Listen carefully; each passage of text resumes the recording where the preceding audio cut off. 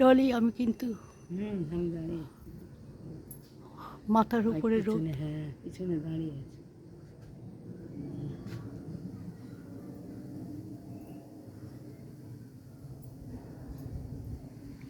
Plane আসছে, প্লেনটা তুলে নাও।